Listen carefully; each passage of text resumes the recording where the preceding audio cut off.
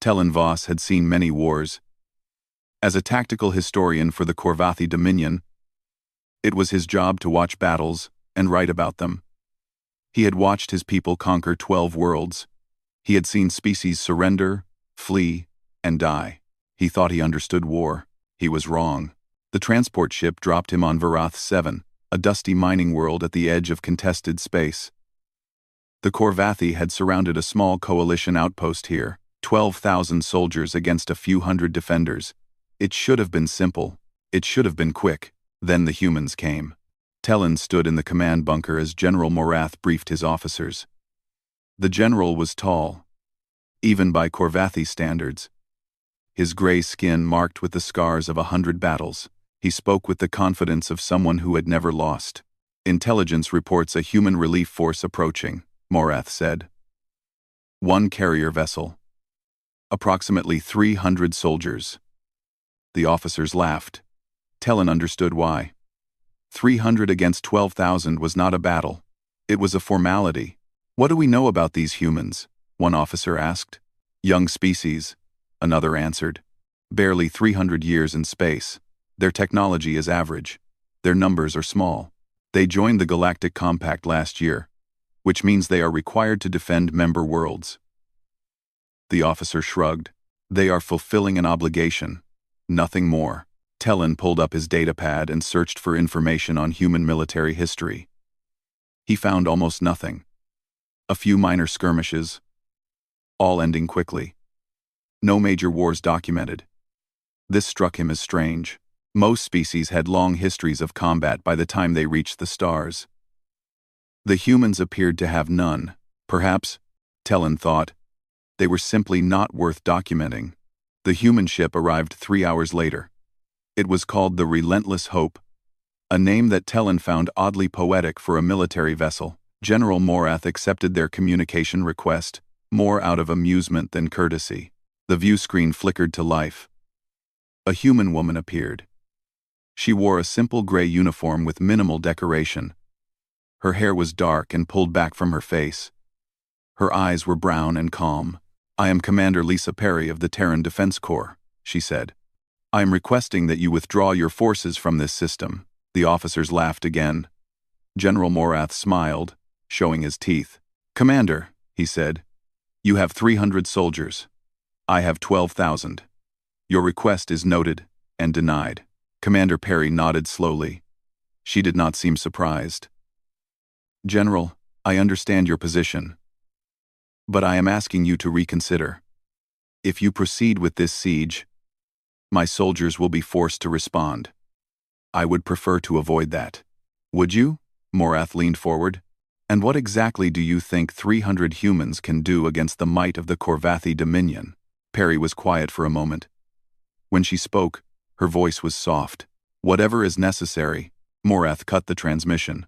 The officers returned to their planning, dismissing the humans as a minor inconvenience. But Telin could not stop thinking about the look in Commander Perry's eyes. She had not looked afraid. That was expected. Military commanders rarely showed fear, even when they felt it. But she had not looked defiant either.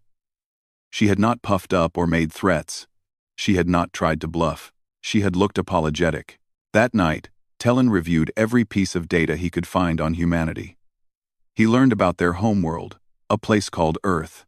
The reports described it as a death world, high gravity, extreme temperatures, dangerous predators, and diseases that evolved faster than immune systems could adapt. Humans, he discovered, had not been the dominant species on their planet. They were not the strongest, not the fastest, not the most armored. They were persistence hunters, fragile creatures who survived by outlasting everything that tried to kill them. They would chase prey for days, tracking it until it collapsed from exhaustion. They healed from wounds that would kill other species. They adapted to environments that should have been lethal. Telin found this information interesting but not alarming. Evolution was evolution. It did not matter how tough humans had been on their homeworld. In space, technology decided battles. And Korvathi technology was superior. He closed his datapad and tried to sleep. The next morning, the human dropships began their descent.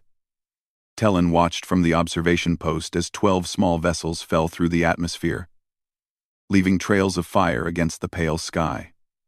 He counted them twice to make sure. 12 dropships, 300 soldiers, against 12,000 Corvathi warriors. The officers around him were placing wagers. The most optimistic bet gave the humans 6 hours. Most expected the battle to be over by noon. Talon did not bet. Something about the situation bothered him, though he could not identify what. The numbers were clear. The outcome was certain. There was no logical reason for concern. And yet, he thought about Commander Perry's face. The sadness in her eyes. The way she had asked them to reconsider. As if she was trying to protect the Corvathi rather than threaten them. He thought about the name of their ship. Relentless Hope. What kind of species named their warships after hope? The dropships landed 2 kilometers from the Corvathi perimeter. Through his magnification equipment, Talon watched the humans emerge. They moved quickly and efficiently, establishing a defensive position with practiced ease. They did not seem rushed. They did not seem nervous. General Morath gave the order for a probing assault. 800 Corvathi warriors advanced across the plains in standard suppression formation, their pulse rifles charged and ready, their armor gleaming in the morning light. Talon adjusted his equipment for a better view. He wanted to document exactly how the humans responded to overwhelming force. He wanted to record their surrender, their retreat, their defeat. He was about to witness something very different.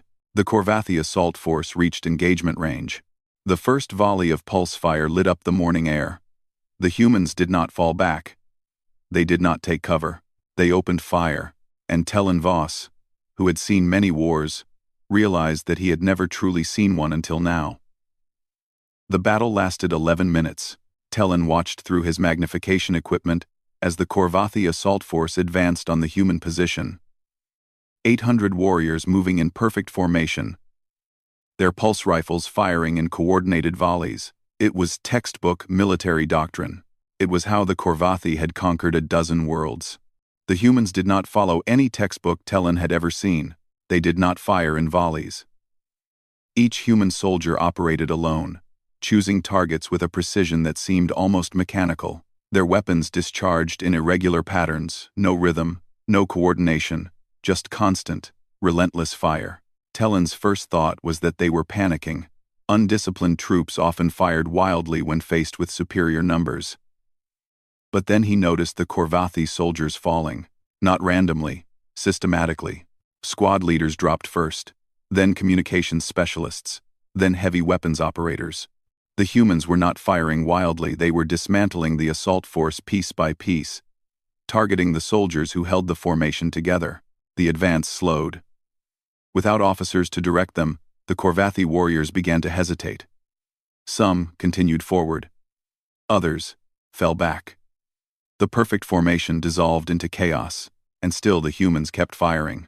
When it was over, 400 Corvathi soldiers lay dead on the plains. The rest had retreated in disorder, leaving weapons and equipment scattered across the ground. The humans had lost 6. Talon requested access to the sensor data from the engagement. What he found made no sense. Human reaction times were nearly double the Corvathi average. Their muscles were slower, their reflexes less sharp. By every measurable standard, they should have been easier to hit, but human accuracy under fire was 17 times higher than the galactic baseline. 17 times. Talon read the number again and again. Certain there was an error. There was not. Under conditions that would cause most species to panic, humans became more focused, more precise. Their heart rates increased, their senses sharpened, and their ability to process information accelerated. They had evolved for violence. There was something else in the data that disturbed him. The humans had coordinated their fire without any apparent communication. No radio signals, no hand gestures, no verbal commands. They had simply known where each other would be, what each other would do, as if they shared a single mind. Talon did not believe in telepathy, but he could not explain what he had witnessed. General Morath dismissed the engagement as an anomaly. The assault force had been overconfident. he said. The humans had gotten lucky. Tomorrow, he would send a full battalion, 3,000 soldiers with armor and air support. The humans would not survive. Tellen wanted to believe him. But that night, he could not sleep. He kept thinking about the sensor data, about the way the humans had moved, about the look in Commander Perry's eyes when she had asked them to reconsider. He pulled up his data pad and searched for more information on human biology. What he found chilled his blood. Humans were not just persistence hunters. They were endurance predators. Their bodies were designed to keep functioning long after other species would have collapsed. They could run for days without rest. They could survive wounds that should have been fatal. They could push through pain and exhaustion and fear by sheer force of will. And they had a chemical in their brains, adrenaline. The reports called it that activated during moments of extreme stress. This chemical did not cause panic. It caused focus. It made them faster, stronger, more aware. It turned fear into fuel. For most species, combat was a last resort. A necessary evil to be avoided when possible. Evolution had taught them to flee from danger, to conserve energy, to survive. Humans were different. Millions of years on a death world had taught them something else. Evolution had taught them to fight. The battalion assault launched at dawn. 3,000 Corvathi warriors advanced across the plains, supported by armored vehicles and aircraft. Tellen watched from the command bunker, recording everything. The human position was empty. Tellen felt a moment of hope. Perhaps the humans had retreated during the night. Perhaps they had recognized the impossibility of their situation and fled. Then the explosions began. The supply depot erupted in flames. The ammunition storage detonated a moment later. Across the siege lines, fires broke out, and communication arrays went dark. The humans had not retreated. They had infiltrated. While the Corvathi focused on the frontal assault, human soldiers had slipped through the siege lines like ghosts. They had moved through darkness, past guards and patrols, to strike at the heart of Corvathi logistics. Reports flooded the command center. Dead soldiers found in the rear echelons, killed silently with bladed weapons. Equipment sabotaged. Supply lines cut. The battalion assault, now isolated and unsupported, faced the human defenders from 3 directions. The humans had repositioned during the night, creating interlocking fields of fire that turned the approach into a death trap. And then Tellen witnessed something that would stay with him forever. A Corvathi assault vehicle broke through the human perimeter, its weapons blazing. Several human soldiers fell. The survivors should have retreated. The vehicle was armored. Armed. Unstoppable. They charged it instead.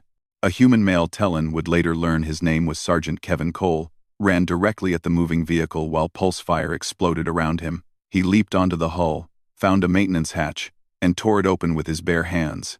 He dropped an explosive device inside. The vehicle detonated. Cole was thrown through the air, his body broken and burned. His squad did not flee. They did not panic. They advanced to recover him while continuing to engage enemy forces. 2 more died in the attempt. They did not stop. Tellen understood then what made humans terrifying. It was not their accuracy. It was not their tactics. It was their complete refusal to accept defeat. Any rational species, facing certain death, would retreat or surrender. Humans did neither. They had decided to fight, and nothing, not odds, not logic, not self-preservation, would change that decision. They could not be intimidated because they did not think the way other species thought. The battalion assault collapsed by midday. 2,000 Corvathi dead. The humans had lost 31. General Morath received word from High Command. Reinforcements were coming. 7 additional legions, over 80,000 soldiers. They would arrive in 4 days. He transmitted this information to Commander Perry, expecting surrender. Her response was simple: "We'll be here." That night, Tellen found a recovered audio transmission from the human position. Sergeant Cole, speaking to his squad before the engagement. "They've got us surrounded," Cole had said. And then he had laughed. "Poor bastards." Tellen played the recording 3 times, trying to understand. He never did. The humans did not wait for the reinforcements to arrive. They attacked. On the third day of the siege, while the Corvathi forces were still recovering from their losses, the humans began conducting raids. Not defensive actions, full offensive operations designed to destroy everything the Corvathi had built. Telin requested permission to accompany a patrol.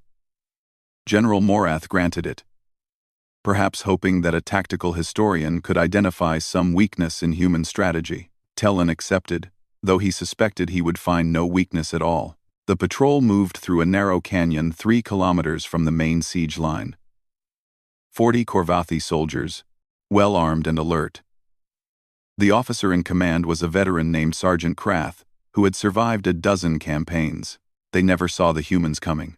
One moment the canyon was empty. The next, weapons fire erupted from 3 directions. Soldiers fell before they could raise their rifles. The formation scattered. Seeking cover behind rocks and debris, Telin pressed himself against a boulder, his heart pounding. Through the chaos, he caught glimpses of the attackers. There were only 8 of them, 8 humans against 40 Corvathi, and they moved with a speed and coordination that seemed impossible. No wasted motion, no hesitation. Each human knew exactly where to be, exactly when to fire, exactly how their companions would move. They flowed around the Corvathi positions like water around stones, always finding the gaps, always striking where the defense was weakest. The engagement lasted 4 minutes. When it was over, 23 Corvathi soldiers were dead, and 11 more were wounded. The remaining 6, including Telin, had surrendered. The humans did not execute them. This confused Telin more than anything else. Corvathi doctrine was clear. Prisoners were a burden, a drain on resources. Wounded enemies were finished quickly and efficiently. It was logical. It was practical. The humans treated the Corvathi wounded. They cleaned injuries, applied bandages, administered pain relief. They gave water to soldiers who had been trying to kill them minutes before. One of the humans, a young female with short brown hair, noticed Telin watching. She walked over and crouched beside him. "You're the historian," she said. Her Corvathi was accented but understandable. "We've seen your reports being transmitted. You're documenting everything." Telin nodded, unsure how to respond. "Good," she said. "Someone should." The humans left them there with supplies and a beacon to call for retrieval. They vanished into the canyon as quickly as they had appeared. Telin's report on the engagement was classified immediately. General Morath did not want his soldiers knowing how easily a patrol had been destroyed. But the rumors spread anyway. By nightfall, every Corvathi on Veroth 7 knew that the humans were hunting them. On the 4th day, Telin was given permission to interrogate a captured human. She was a young soldier named Private Maria Santos, wounded during a raid, and left behind when extraction became impossible. She had been shot twice and had walked 6 kilometers through hostile territory before collapsing. She had still been conscious when the Corvathi found her. She had still been trying to reach her people. The interrogation room was small and cold. Santos sat across from Telin, her wounds bandaged, her eyes alert. She did not seem afraid. "I want to understand your species," Telin said. "Why do you fight this way? Why do you refuse to retreat, refuse to surrender, refuse to accept when a battle is lost?" Santos was quiet for a moment. When she spoke, her voice was calm. "Do you know anything about human history?" Telin admitted that he did not. "We're not a peaceful species," Santos said. "We've fought wars against each other for as long as we've existed. Millions of years of killing each other over land, resources, ideas, religions. We developed weapons that could destroy entire cities, and then we used them on ourselves." She met his eyes. There was no pride in her voice, no shame, just simple truth. "We know what we are," she continued. "We know what we're capable of. Every human soldier carries the weight of everything humanity has done. The genocides, the atrocities, the endless, stupid, pointless wars." Telin struggled to process this. Most species hid their shameful histories, pretended they had always been civilized. Humans apparently did not. Then why do you fight for strangers, he asked. Why risk your lives for species you have never met, on worlds you will never see? Santos smiled. It was a sad smile, but genuine, because someone has to. Because we joined the compact and made a promise. Because there are people in that outpost who can't defend themselves. And we can. She leaned forward slightly. We fight so hard because we know the cost of not fighting. We've seen what happens when good people do nothing. We've been the monsters. And we've been the victims.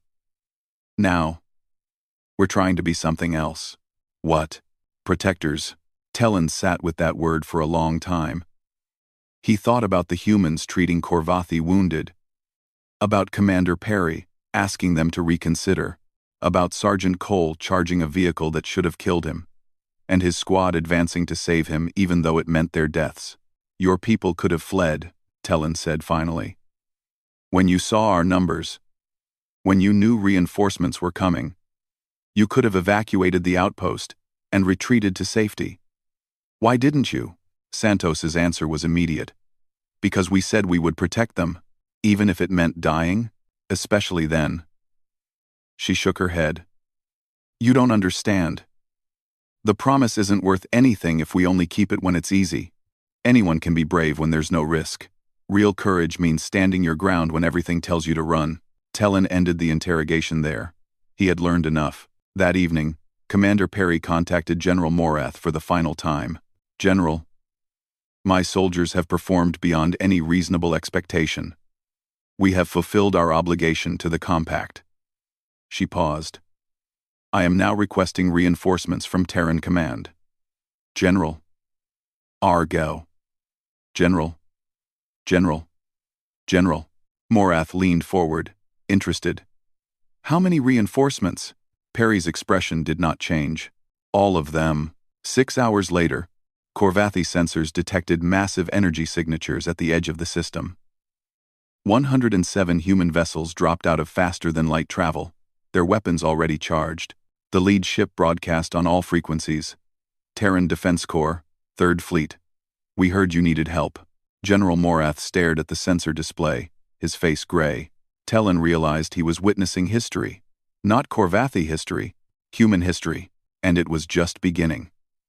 The human fleet did not wait. They did not negotiate. They did not posture or threaten or demand surrender. They simply attacked. Talon watched from the command bunker as dropships fell through the atmosphere like burning rain. The sky turned orange with re-entry fire. Human fighters screamed overhead, engaging Corvathi air support with a ferocity that seemed almost personal. General Morath barked orders, trying to coordinate a defense that was already falling apart. The Corvathi reinforcements, 80,000 soldiers who had arrived just hours before, were still deploying from their transports when the humans hit them. It was not a battle. It was a demonstration. The humans moved as one organism. Their ships provided cover for ground forces while ground forces called in precision strikes from orbit. Individual soldiers made decisions in seconds that Corvathi tactical committees would have debated for hours. Every action flowed into the next, seamless and relentless. Talon had studied military doctrine his entire life. He had analyzed hundreds of engagements across dozens of species. He had never seen anything like this. Human strategy, he realized, was based on momentum. They did not dig in and defend. They advanced and overwhelmed. Every position was temporary. Every engagement was a transition to the next engagement. They flowed around obstacles like water, always seeking the path of least resistance. Always maintaining pressure. The Corvathi were trained to hold ground, to establish positions and defend them. Against most enemies, this worked. Against humans, it meant standing still while the tide washed over them. By noon, the eastern siege line had collapsed. By evening, the western line followed. Corvathi soldiers who had conquered worlds were running, fleeing, desperately trying to reach the evacuation transports before the humans cut them off. Talon accompanied a retreating column through the canyons south of the main battlefield. He watched as Corvathi veteran soldiers with decades of experience abandoned their weapons and equipment to move faster. The fear in their eyes was absolute. They had faced death before. They had never faced humans before. Near the extraction point, the column encountered a small human unit blocking their path. 7 soldiers against 300. The Corvathi commander ordered an assault. The humans did not retreat.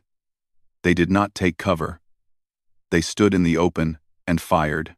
When the assault faltered, when the Corvathi broke and fled around them, no longer willing to trade lives for ground, the humans let them go. They did not pursue. They did not shoot the survivors in the back. They simply watched them run. Telin was among the last to board the evacuation transport.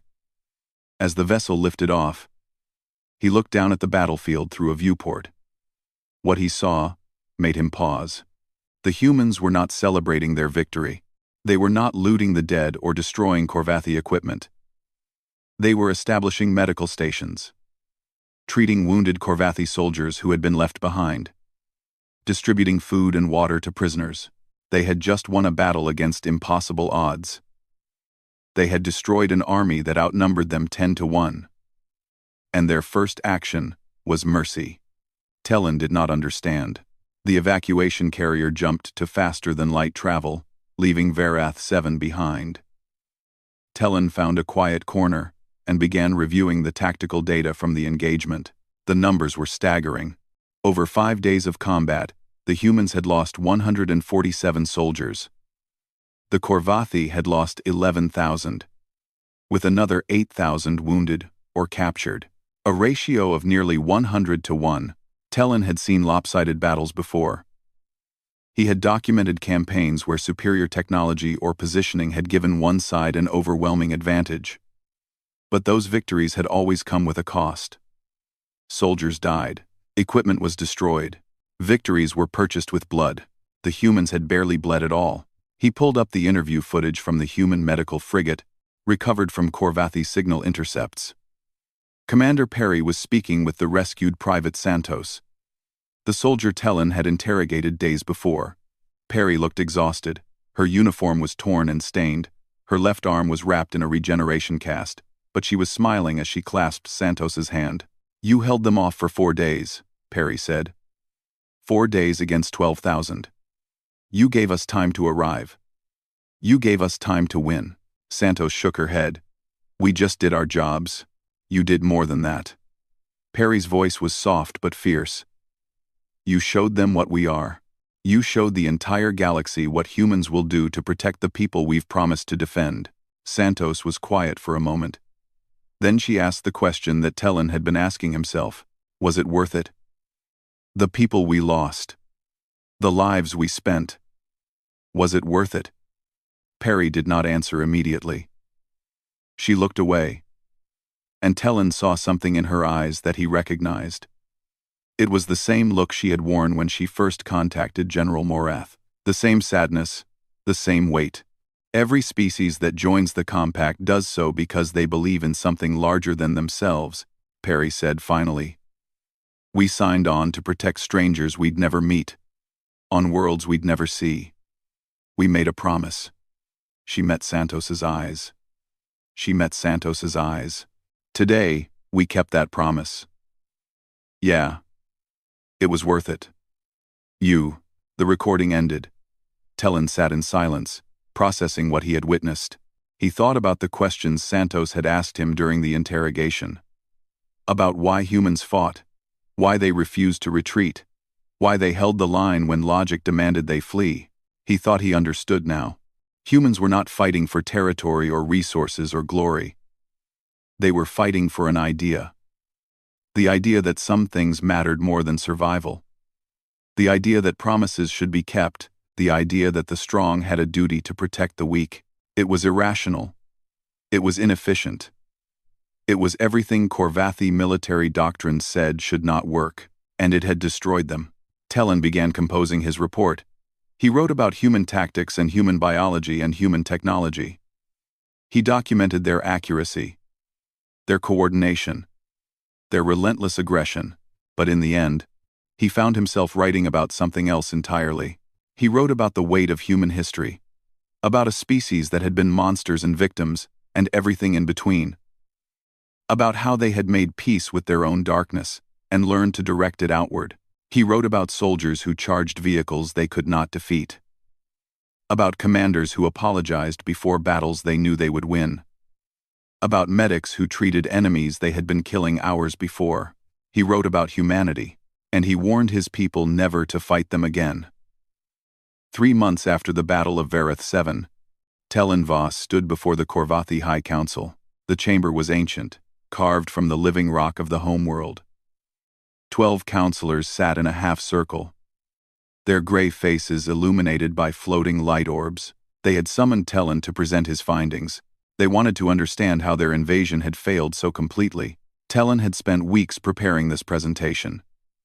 He had analyzed every piece of data, reviewed every recording, interviewed every survivor willing to speak. He had compiled the most comprehensive study of human military capability ever produced by the Korvathi Dominion. None of it mattered. "Counselors," he began, "I have documented the human weapons, their tactics, their technology. I can tell you their reaction times and accuracy rates. I can explain their unit coordination and strategic doctrine." He paused, gathering his thoughts. "But none of that will help you understand why we lost. Because we did not lose to human weapons or tactics. We lost to something far more dangerous." The counselors waited. "We lost to what humans are." Tellan activated the display behind him. Images appeared: human soldiers treating Korvathi wounded, Commander Perry's transmission requesting them to withdraw, Sergeant Cole charging an armored vehicle with nothing but determination. "Humans are predators," Tellan said. "Their evolution shaped them to hunt, to fight, to endure. Their bodies continue functioning long after other species would have died. Their minds become sharper under pressure. Fear does not paralyze them, it makes them more dangerous." He changed the display. Now it showed graphs, statistics, numbers that the counselors could understand. But predators are not rare in the galaxy. Many species evolved through violence. What makes humans unique is what they did with that violence. Tellan took a breath. They pointed it outward. They became protectors. He explained what he had learned from Private Santos, about human history, about the wars they had fought against themselves, about the weapons they had created, devices capable of destroying cities, of poisoning worlds, and how they had used them on their own species. "Humans know exactly what they are capable of," Tellan said. "They carry that knowledge with them always. Every human soldier understands the darkness within their species, and they have made a choice not to deny that darkness, but to use it, to direct it against those who would harm the innocent." The counselors shifted uncomfortably. This was not the tactical analysis they had expected. "Consider what we witnessed on Veroth 7, Tellan continued. 300 humans against 12,000 Korvathi. By every logical measure, they should have retreated. They should have evacuated the outpost and fled to safety. Instead, they stood their ground. "Because they are foolish," one counselor said. "Because they do not understand mathematics." "No." Tellan shook his head. "Because they made a promise. They told the people in that outpost that they would protect them, and to humans, that promise mattered more than their own survival." He showed them the recording of Commander Perry's final transmission. Her exhausted face, her bandaged arm, her quiet certainty as she declared the battle worth the cost. "This is what we face," Tellan said. "A species that will die for what they believe in. A species that cannot be intimidated, because they have already accepted that death might be the price of keeping their word."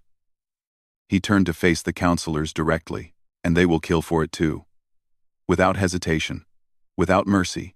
They will destroy anyone who threatens the people they have promised to protect, and they will sleep peacefully afterward knowing they did the right thing."